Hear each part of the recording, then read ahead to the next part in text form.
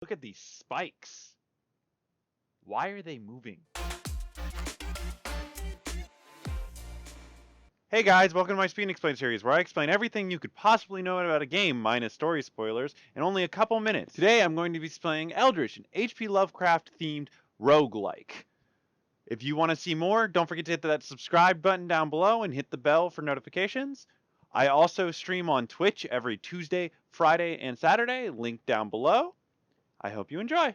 So first up is art style. The art style of this game is unique at first, but you can get used to it. It's kind of voxel Minecraft-like, but with more polygons than just simple squares. Character creation itself is kind of cool with the different choices, but it really isn't that customizable, and it doesn't really change anything other than your hands on your screen. You can't see yourself, so I don't understand the point of that. But if you want to see some more uniqueness, look at these spikes. Why are they moving?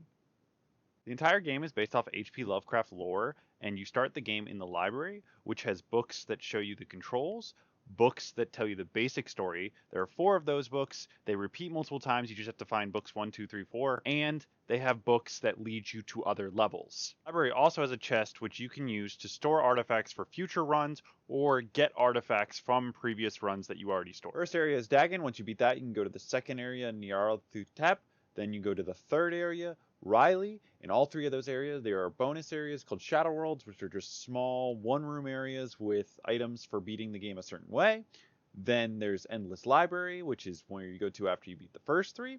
Then there's also bonus worlds like Trick or Treat, which is a Halloween-themed world. Then there's Asylum, which you can come back in after you die, which only has 3 levels, and you're trying to get as many souls as possible in those 3 levels. Then there's the free DLC Mountains of Madness, which is an ice-themed level with its own ending and 10 floors. Without getting into any spoilers, the game has 3 endings: a bad ending, a good ending, and a great. To get the bad ending, you just beat the last level without lighting the candles. To get a good ending, you beat the last level with lighting all the candles.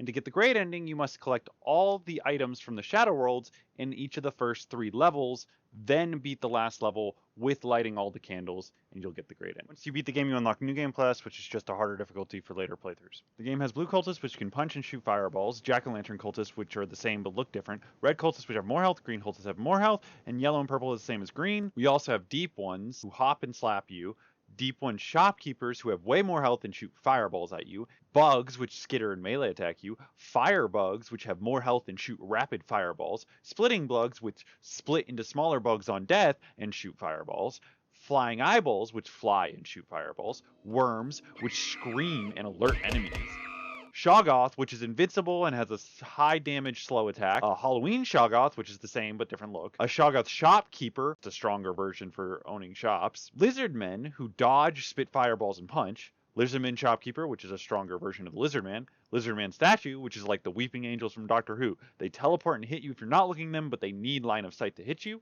Night Gaunt, which is an upgraded a flying eyeball. Mummy, which is a melee attacker that can't be killed, but will be knocked out if hit. Starspawn, which are sometimes sleeping, which looks like they're dead, but they're not. They have high health, they punch and shoot green fireballs.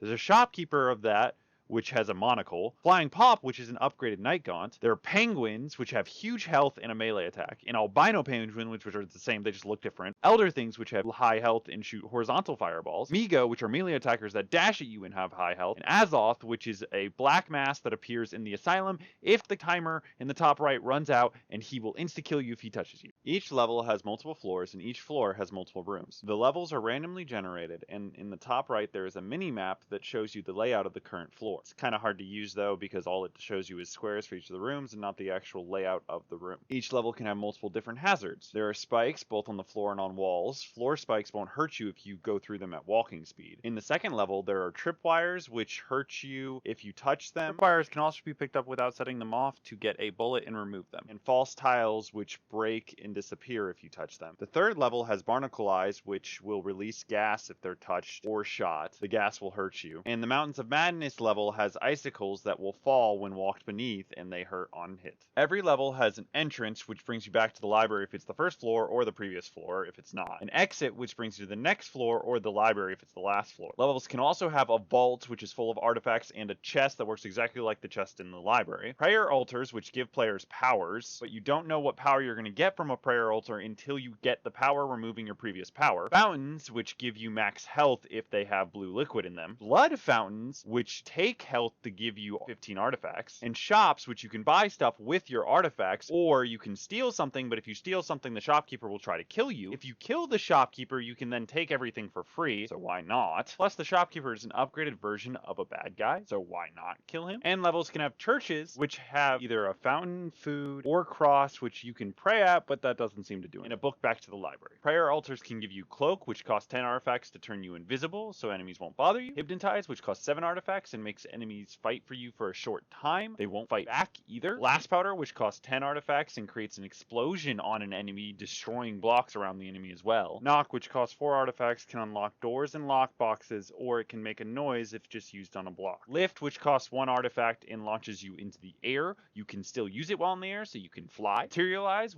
which costs 1 artifact to create a block. Teleport, which costs 4 artifacts to shoot a beacon, and then on second use, it teleports you to said beacon. Summon, which is only found in the Mountains of Madness or Halloween level and costs 7 artifacts, will summon a Shoggoth. You know, if you hate yourself. Flare, which costs 1 to shoot a light that distracts enemies, also only found in Mountain of Madness or Halloween level. And Soul Trap, which costs 10 artifacts to instantly destroy an enemy and give you the lost souls, and this is only found in the Asylum. This game has a unique looting mechanic, which says if you loot dead bodies, the enemy respawns. If you don't loot dead bodies, enemies don't respawn. The game utilizes this by having you run into already dead bodies, which means you can loot them, but that means the enemy will respawn, or you can just leave them. There are ways to make it so bodies don't appear, which makes me think that you won't have enemies respawn, like killing statues with dynamite, or using the Soul Trap power. When you're not holding a weapon, you have your fists, which has a high attack per second but low damage. Dynamite you can chuck, which will then light and explode in a couple seconds, hurting everything around it and breaking blocks. It can hurt yourself. Dynamite also blows up if hit. A rock, which you can chuck at enemies to deal massive damage, or you can chuck at blocks to make noise. Warning, you can hurt yourself with a rock. Bottle, which is the same as the rock, but it breaks and it makes more noise. There are multiple guns, starting with the revolver, which uses bullets to shoot enemies for minimal damage. The flintlock, which is the same as the revolver, but does more damage, or the tripwire, which uses bullets to lay tripwires. If it hits an enemy directly, it does significantly less damage. Interestingly enough, if you pick up a gun that you already own, it will disappear the old gun and give you the ammo. If you pick up a gun you don't own, you will replace the gun and get the new ammo. This means if you want to get ammo from a gun you don't own, you need to pick it up and then drop it. There's also the grappling gun, which doesn't use ammo. It does no damage. It just places sort of ladders. There's also the knife, which is like your fist, but it does better damage. Unless you're playing New Game Plus, then it does the same damage as your fist. It also can break wooden doors. Hatchet, which is slower but does more damage, and it can break wooden doors in less hits. And the pickaxe, which does crappy damage but can break blocks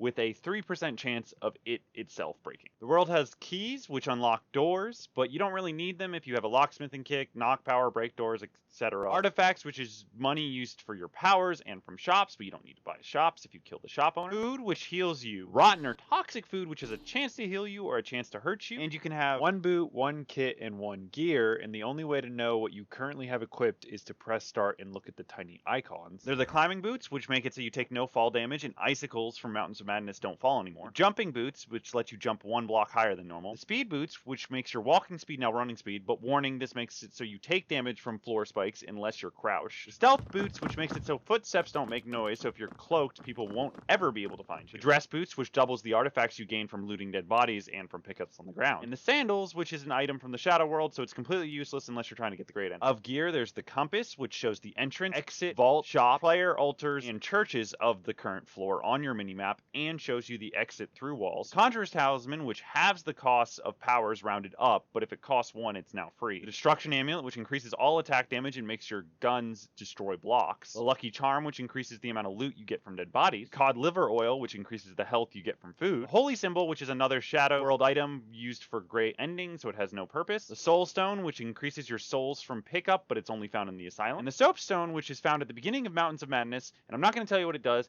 but bring it to the Star Spawn Shopkeeper in the 3rd world, which means you have to beat Mountains of Madness to find out. Of the kits, there's a lockpicking kit, which lets you unlock doors without keys, and lock doors by spending 5 artifacts. The medical kit, which makes it so if you die, you can spend 50 artifacts to come back to life with 3 health. Would not have been able to beat the game without that one. The smelting kit, which lets you convert artifacts on pickup into bullets. The tining kit, which lets you eat corpses at a cost of 20 artifacts for health. Camping kit, which lets you heal more from fires in the Mountains of Madness, and it's only found in the Mountains of Madness, but it costs 10 artifacts per use. And the Consecration Crit, which does nothing but is used for the great ending because it's found in a Shadow World. This game does have a stealth mechanic. If enemies see you, they'll chase you and become aware of you, or attack. Enemies go towards sounds they hear when they're unaware of you. This could be from thrown rocks, bottles, or from worm screeches, or just you walking around. Playing a stealth run is hard because of the sound mechanic unless you use ranged weapons and have stealth boots and or the cloak power. But you deal extra damage to unaware enemies, which may help. Did it in under 10 minutes. Thanks for watching, guys. If I missed anything